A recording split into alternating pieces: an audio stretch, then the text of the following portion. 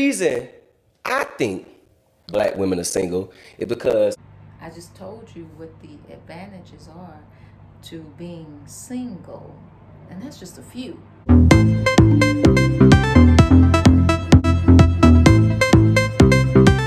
Greetings and welcome back to my channel, Spine Shine Goddess. I am Sandra Roberts, the Sun Goddess, and here at Spine Shine Goddess, we are encouraging black women to live, stand, and speak their organic truth.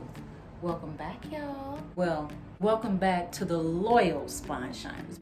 Most of my numbers on here show you want to be shown. Please. I told you from the beginning that this channel is about black women living and speaking their organic truth. So if you love this channel, then you go where I go, okay? You go where I go.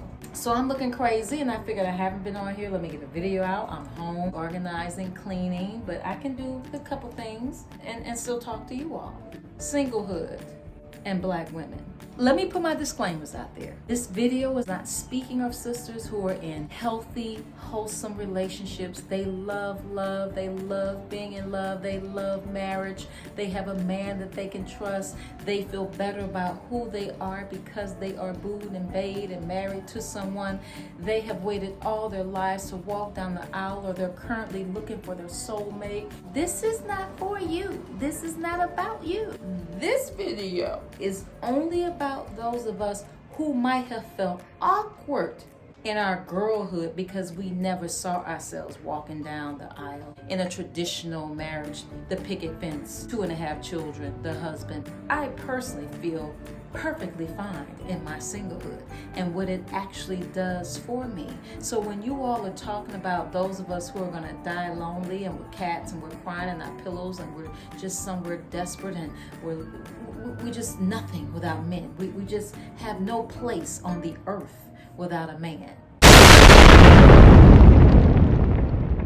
There are so many advantages of being single. And today I'm just going to share a few of those benefits with you. Virtual relationships have now become just as important and they feel just as close as physical ones. I mean, that's how many people are meeting their boos and bays. It was important enough for you to meet the person online to feel adequate and close enough that you could choose someone even though you met them online. So virtual relationships are feeling just as close. I've never done online dating. Maybe, who knows? Never say never, right? However, I have reconnected with someone from my past online, and our relationship felt more real and closer in our writings than when we actually saw each other in person. You have to do more to compensate for that space. You kind of take for granted because you're together, and some of the things you would have been doing because you were apart, you stopped doing. So the virtual relationships work, especially if we're loners anyway. Seclusion and isolation become superpowers. You have people who really cannot be alone. They feel depressed, not well. Those of us who enjoy singlehood, alone time actually empowers you. You feel almost superior to those who cannot be without someone. If you're one who needs to have someone, you're dependent.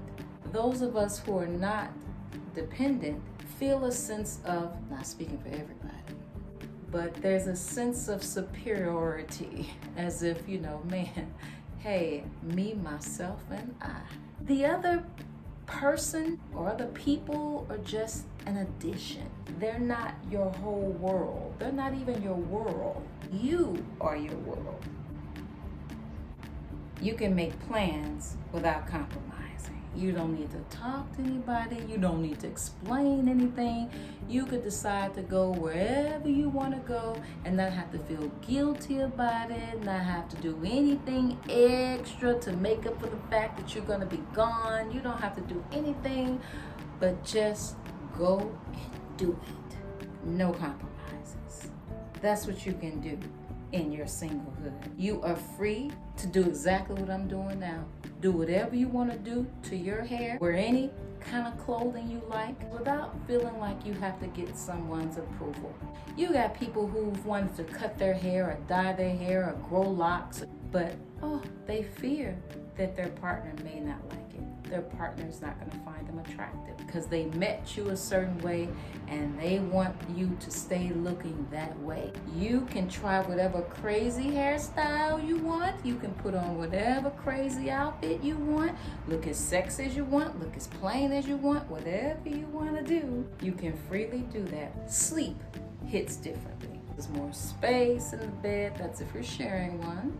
You can get your rest. You can do yoga in the bed. You can stretch. You can put all your personal belongings on the other side, your books and laptop and phone and snacks. You don't have to worry about if someone missed their curfew. You got to keep waking up to see if they made it home. Or they're in another bed instead of yours. Your bed is just the most peaceful, sacred place in your singlehood. You're not crying in any pillows. You got as many pillows as you want or don't want. It's your sacred place. Trusting yourself outweighs the need to trust someone else. We focus a lot in relationships on if you can trust a person. Trust. In singlehood, can I trust myself? Can I trust myself to do what I say I'm going to do, to stand on my word, be the best person? Trusting yourself. Can you be the example? Live the example. Not is this person that I'm in this relationship with trustworthy? Am I trustworthy? So singlehood, living single, living happily single, gives you that opportunity to build the trust within you. Trust yourself. You're not concerned about feeling stupid for someone that you're committed to and they're for the streets. There's nothing worse than feeling like you have made sacrifices and you're committed to someone who is not committed to you and you're the last one to know. It's a horrible feeling. Singlehood, no worries. No worries. You are in your singlehood. You are free to focus on your spiritual life. The voice of God is louder. Your personal relationship with God just becomes stronger. You were born by yourself and you will die by yourself. Singlehood prepares you for that. If a person's by your side, you still have to make that journey alone. You know what I'm saying when I say that? Even if you have a companion, you don't know how you're going to die. So the chances of you dying alone, we don't know. Because we don't know. We don't know. So in singlehood, you have plenty of practice. I may die alone. I will die alone. I am alone. Single, not lonely. There are people who really think that women who are single because there's something wrong with them. And this isn't to say that that's not the case. I'm just giving a different perspective because this is my channel and my life. I'm not telling you what I heard. I'm telling you what I know. Some of us who are just dope-ass women choose to be single because we're creative, because we need space, because we are quirky, because we just need to be free. Being connected to a person, that would be unfair to them, would it not? Would it be fair if you are a free spirit who needs space, or you're fluid? That's not fair to a person who needs stability. Maybe think about being glad that we are single, because if we were to be in a relationship with you or someone else, we wouldn't be our best selves anyway. The rhetoric is old, y'all. It's getting to sound desperate. It's fear-mongering at this point. There are plenty of women who are looking for husbands. There's no reason for you all to keep coming at women who are single when there are just as many women, I don't know the numbers, but I know a lot, who would love a husband, who love to cook, who want to do all those things that make her feminine and soft. Not to say that that takes anything from the femininity and softness of those of us who are single. I'm just saying that there are plenty people or women out there who want those things, but y'all don't choose them. You stay on these platforms talking to single women about what's wrong with them. Just stop already. Just stop. We're okay. We are really okay. Our singlehood is intact. And you know the other reality check? This one's gonna hurt just a little bit. women who are married often feel like those of us who are single are just side chicks out here floating around, being homewreckers and destroying their marriages. If your married husband was tending to the vows that you all created, that you all set in place, the promises that you all made each other, and not lying out here where we have to now figure out who's single and who's married, or who's open, who's poly. All these, it's got confusing. Who's in an entanglement, who isn't. It's confusing. So don't make all the single women out to be side chicks, because unfortunately, many of you are married and committed, but you're on the side. Chick.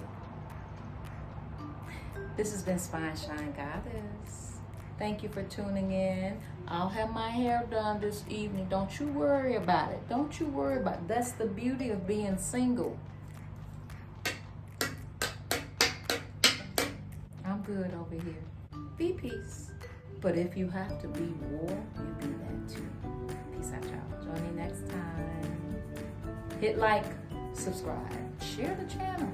And if there's another reason as to why you enjoy your singlehood, put it down in the comments. Let's represent.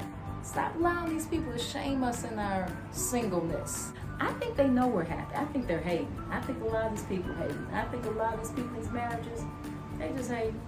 They wish they could spread out in that bed.